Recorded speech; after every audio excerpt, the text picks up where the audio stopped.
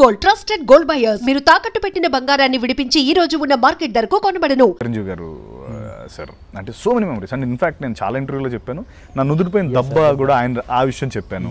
And ఇంకొక beautiful incident ఏంటంటే, నాకు ఈ దెబ్బ తగిలినప్పుడు కుట్లు స్టిచెస్ అది చాలా మందికి తెలియదు. ఆ ఇన్సిడెంట్ ఏంటి చెప్పండి. ఇన్సిడెంట్ అంటే చాలా ఇంటర్వ్యూలో చెప్పుండొచ్చు, బహుశా చాలా తక్కువ మంది చూసి ఉండొచ్చు. అబ్సల్యూట్లీ. అయితే కొదమ సింహం సినిమా రిలీజ్ నాకు చాలా ఇష్టమైన సినిమా. ఆ సినిమాలో అన్నయ్య ఒక కొండ నుంచి ఇంకో కొండపైకి ఒక పికాక్ థ్రోన్ తీసుకొని ఒక అడవి మనుషులతో ఫైట్ చేసి ఇటువైపుకి రావాలి. రెండు కొండల మధ్యలో ఒక రోప్ వే ఉంటుంది, సో దాన్ని పట్టుకొని రావాలి. మధ్యలో ఈ విలన్స్ ఏం చేస్తారంటే, ముందు పికాక్ థ్రోన్ వచ్చేస్తుంది, దాన్ని తీసి పక్కన పెట్టి ఆయన కట్ చేసేస్తారు. సో పడిపోతాడు లోయలో. మళ్ళీ ఆయన కష్టపడి పైకి వస్తాడు.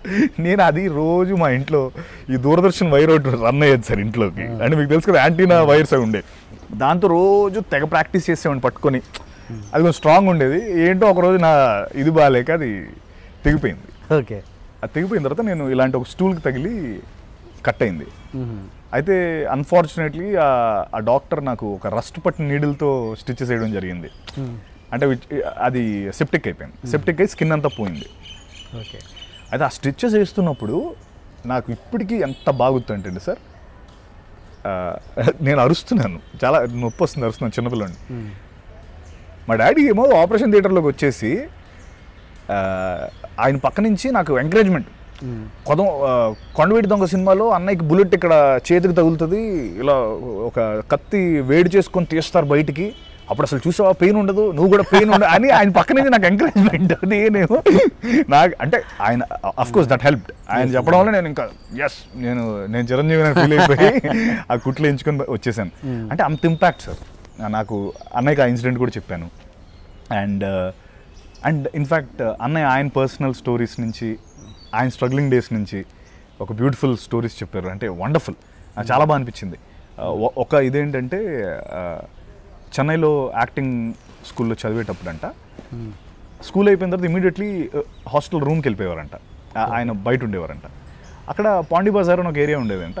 అటు అసలు అందరూ అటు వెళ్ళేవారు, కానీ ఈయన వెళ్ళేవారు కాదంట. ఎందుకంటే అక్కడ కొంచెం ఏడిపించేవారంట, నువ్వు హీరో ఏంటరా, నీకేంటి, నీ ఫేస్ చూసుకుందామా, ఈ సెటప్ ఉండేదంట. ఆయన అవ్వగానే ఫ్రెండ్స్ అందరూ అటు వెళ్ళినా ఈయన మాత్రం తిన్నగా ఇంటికి వెళ్ళిపోయాడు. అంటే ఎందుకంటే he doesn't want to get in to that negative thing. అంటే ఒకటి మమ్మల్ని డిమోటివేట్ చేస్తే అది క్యారీ అయ్యి ఆబ్వియస్లీ బాధ అనిపిస్తుంది. ఆ బాధ కూడా పడకుండా తనకున్నది ఒకటే గోల్, ఆ ఫోకస్ చాలా స్ట్రాంగ్గా పెట్టుకునేవాడంట. అండ్ ఈయన అన్నయ్య ఇంటి రూమ్ పక్కన ఇంకో రూమ్ ఉండేది, ఒక ఫ్రెండ్ ఉండేవాడంట. అతను ఎప్పుడు చిరంజీవి గారినేమో నువ్వు హీరోలో ఉంటావరా అనేవాడంట. అంటే ఈయన కేవలం అతను ఒక్కడితోనే రోజు టిఫిన్ తీసుకెళ్ళి ఒక 5 రూపాయలు టిఫిన్ ఇప్పించి ఇంకా ఎలా ఉంటుంది చెప్పు, ఇవన్నీ చేసేవారంట. సో దట్ అంటే సెల్ఫ్ మోటివేషన్. మన చుట్టూ మన తిట్టే వాళ్ళు మనకు అవసరం లేదు, మనని పొగిడే ఒక్క వ్యక్తి ఉన్నా చాలు, మనకు అది మోటివేట్ అవుతుంది. So surround your self with positive people అని చెప్పి నాకు సలహా ఇచ్చారు. నాకు అసలు భలే అనిపించింది. అంటే అందరి లైఫ్లో ఉండేదే. అండ్ అంత స్టేజ్లో ఉన్న అంటే అన్నయ్య కూడా జరిగే ఉంటాయి, అవన్నీ షేర్ చేసుకున్నారు సార్. అండ్ కోతల రాయుడు అనే సినిమా గురించి కూడా చెప్పారు. అది బ్లఫ్ మాస్టర్ కొంచెం సిమిలర్గా ఉంటాయి. కోతల రాయుడులో కూడా ఇలానే. అండ్ అంటే ఎవ్రీ డీటెయిల్ ఐ రిమెంబర్. అంటే నేను అదంతా చెప్తే, ఎందుకంటే అన్నయ్యతో నేను ఒక 1 hour ఉన్నాను, 1.5 hours ఉన్నాను, మన ఇంటర్వ్యూ అయిపోద్దేమని భయం, అందుకని బెస్ట్ చెప్తే సో ఇలాంటివి చెప్పారు sir. And at the same time తను నా వర్క్ని చాలా మెచ్చుకున్నారు.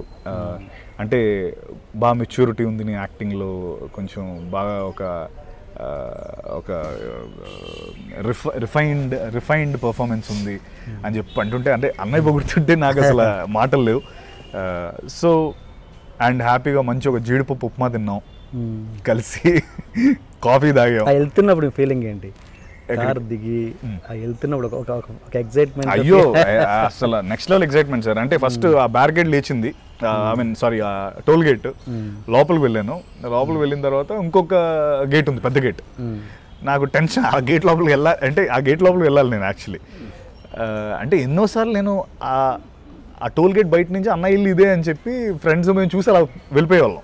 అంటే ఆబ్వియస్లీ హైదరాబాద్ వచ్చిన కొత్తలో.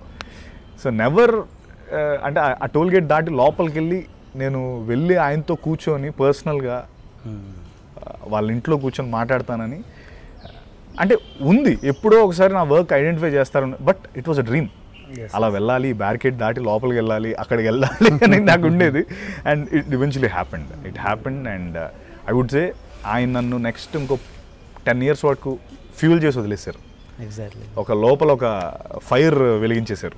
అంటే మనం గురువుగా భావించే ఒక వ్యక్తి మనని మన వర్క్ని పొగిడి నువ్వు ఇలాగే చేయి, నువ్వు చేస్తుంది కరెక్ట్ అని చెప్తే ఇంకా అంతకంటే మనకి ఏం కావాలి sir. So that's exactly what happened in my life.